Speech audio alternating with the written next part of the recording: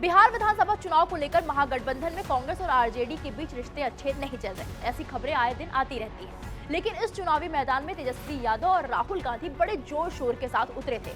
कांग्रेस ने तो वोटर अधिकार यात्रा करके बिहार में अपनी अहमियत समझानी शुरू भी कर दी थी। कांग्रेस अब आरजेडी की पिछलग्गू नहीं है, ये भी बताने और जताने लगी थी। लेकिन अचानक ही कांग्रेस ने बिहार चुनाव से दूरी बना ली। जब सीट बंटवारे का मौका आया तब आरजेडी और कांग्रेस के बीच खींचतान चली तो राहुल गांधी सामने नहीं आए। तेजस्वी यादव उनसे मिलने के लिए दिल्ली तक जा पहुंचे, लेकिन राहुल से मुलाकात नहीं हो पाई।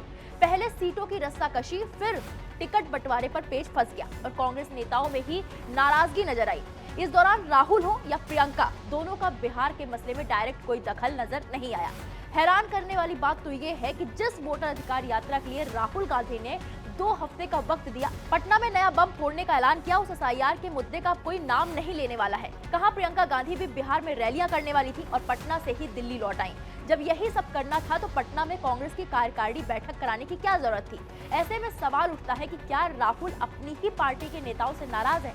आखिर क्यों उन्होंने बिहार चुनाव से दूरी बना ली है? बिहार में कांग्रेस के कैंडिडेट दिल्ली जाकर आलाकमान और राहुल गांधी के दफ्तर पहुंचकर बिहार में चुनाव प्रचार के लिए बुलाने की अर्जी लगा रहे हैं। वहीं राहुल गांधी की बिहार चुनाव में दूरी की वजह से बिहार के स्थानीय नेताओं में असमंजस की स्थिति बनी हुई है। कई सीटों पर टिकट बंटवारे को लेकर भी कांग्रेस नेताओं में नाराजगी नजर आई।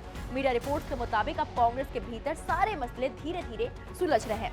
ऐसे में आने वाले दिनों में राहुल गांधी प्रचार अभियान के लिए बिहार आ सकते हैं। वहीं महागठबंधन में सीएम फेज को लेकर चल रहा लंबा सस्पेंस अब जाकर खत्म हुआ। पहले तो कांग्रेस ने तेजस्वी यादव को सीएम फेज घोषित करने पर सहमति नहीं जताई थी। कयास लगाया जा रहा था कि कांग्रेस को इस बात का डर था कि नए मामले में तेजस्वी यादव पर चार्जशीट फाइल होने से महागठबंधन और कांग्रेस पार्टी की छवि खराब हो सकती है। हालांकि आलाकमान ने इस मुद्दे को सुलझाने के लिए राजस्थान के पूर्व मुख्यमंत्री और कांग्रेस के वरिष्ठ नेता अशोक गहलोत को बिहार भेजा, जिसके बाद उन्होंने आरजेडी के मुखिया लालू यादव से मुलाकात की और सीएम फेज के लिए तेजस्वी के नाम का ऐलान कर दिया। साथ ही डिप्टी सीएम फेज के लिए मुकेश सहनी का नाम भी ऐलान किया गया। वहीं आपने देखा कि बिहार चुनाव में कांग्रेस और आरजेडी के बीच सीट बंटवारे को लेकर बात नहीं बन रही थी। कांग्रेस पुराने आंकड़ों की तरह ही इस बार भी ज्यादा सीटों पर चुनाव लड़ने की मांग पर अड़ी हुई थी, जबकि आरजेडी ने उनकी मांग नहीं मानी। सीट बंटवारे के बाद भी कई सीटों पर कांग्रेस और आरजेडी के उम्मीदवार आमने सामने उतर गए।